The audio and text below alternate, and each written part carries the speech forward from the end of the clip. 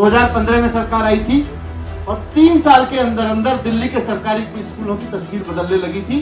और आज तो ये हो गया है कि 98% रिजल्ट आता है दिल्ली के सरकारी स्कूलों का। अगर दिल्ली की 70% आबादी को फ्री बिजली मिल रही है, हर महीने बिजली के बिल 0 आ रहे हैं, तो उत्तराखंड में क्यों नहीं आ रहे? अगर दिल्ली में प्राइवेट स्कूलों को 5 साल फीस नहीं बढ़ाने दी गई, तो उत्तराखंड में फीस क्यों बढ़ रही है, यहाँ क्यों नहीं रोकी जा सकती? अगर दिल्ली में महिलाएं बस में फ्री चल सकती है, तो उत्तराखंड में क्यों नहीं चल सकती? 2022 के चुनाव में मुकाबला केवल और केवल भारतीय जनता पार्टी और आम आदमी पार्टी के बीच होना है, और आम आदमी पार्टी की सरकार। उत्तराखंड में जो सरकार चल रही है त्रिवेंद्र रावत जी की, वो त्रिवेंद्र रावत जी की सरकार एक्चुअली बीजेपी सरकार नहीं है, वो कांग्रेस बीजेपी की मिलीजुली सरकार है। ये मैं नहीं कह रहा, उत्तराखंड के लोग कह रहे हैं। वो कह रहे हैं कि जी मुख्यमंत्री तो भारतीय जनता पार्टी का है, मंत्री कांग्रेस के हैं। मुझे बहुत खुशी हुई कि काश हमारे देश में अब शायद वो स्थिति आ जाए कि 2 पार्टियों के नेता आमने सामने बैठ के, मीडिया के सामने, जनता के सामने बैठ के चर्चा करेंगे।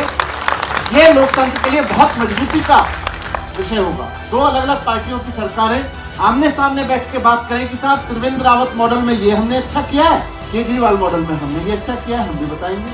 मुझे ये अपने लोकतंत्र में, भारत के लोकतंत्र में एक बहुत अच्छी शुरुआत होती दिखी। 100 योजनाएं हो सकता है उन्होंने कागजों पे बना के रखी हो त्रिवेंद्र रावत जी ने, लेकिन अगर जमीन पे उतरी होती, जमीन पे लोगों को फायदा हुआ होता, शिक्षा में कुछ स्कूल अच्छे हुए होते, प्राइवेट स्कूलों की फीस कम हुई होती या रोकी होती, बिजली सस्ती की होती, पानी पे कुछ काम किया होता, रोजगार महिला सुरक्षा पे काम किया होता, तो आते जरूर। असलियत यह है कोई काम नहीं किया, इसीलिए आए नहीं। छोटी सी त्रुटि पत्र में, और उसके बाद दूसरा पत्र भी, दूसरी ईमेल भी उनको भेज दी उसी वक्त, और उसी दिन ट्वीट करके भी कह दिया था। तो उस पर जितना ध्यान दिया, उतना ध्यान अगर उत्तराखंड के स्कूलों पे देख लिए होते तो एक आध स्कूल ठीक हो जाता। अगर आप उत्तराखंड के बच्चे से भी जाके पूछोगे, भाई उत्तराखंड में ऐसा कौन सा नेता है जिसने सामान्य दूध की दुकान चलाने से जिंदगी शुरू की और आज करोड़ों की प्रॉपर्टी का मालिक बनकर बैठा हुआ है, तो मुझे नाम बताने की जरूरत नहीं, उत्तराखंड का बच्चा बच्चा बता देगा उसका। तो ऐसे में जब बच्चा बच्चा भ्रष्टाचार गिनाने की स्थिति में हो, तो काम गिनाने की स्थिति कहां से आएगी? कई जगह सुनने को मिलता है यार उत्तराखंड में क्यों नहीं हो सकता जो दिल्ली में हो गया। 2015 में सरकार आई थी और 3 साल के अंदर अंदर दिल्ली के सरकारी स्कूलों की तस्वीर बदलने लगी थी।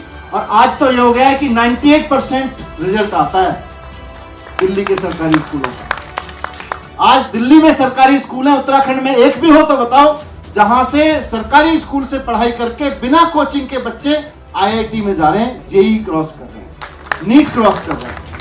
अगर दिल्ली की 70% आबादी को फ्री बिजली मिल रही है, हर महीने बिजली के बिल 0 आ रहे हैं, तो उत्तराखंड में क्यों नहीं आ सकते? अगर दिल्ली में प्राइवेट स्कूलों को 5 साल फीस नहीं बढ़ाने दी गई, तो उत्तराखंड में फीस क्यों बढ़ रही है, यहाँ क्यों नहीं रोकी जा सकती? अगर दिल्ली में महिलाएं बस में फ्री चल सकती हैं, तो उत्तराखंड में क्यों नहीं चल सकती?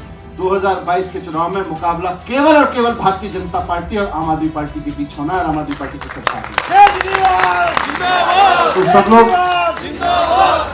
मेहनत करें। भारतीय संस्कृति कहती है कि लोगों के लिए काम किए जाएं और फिर डट के मुकाबला किया जाए।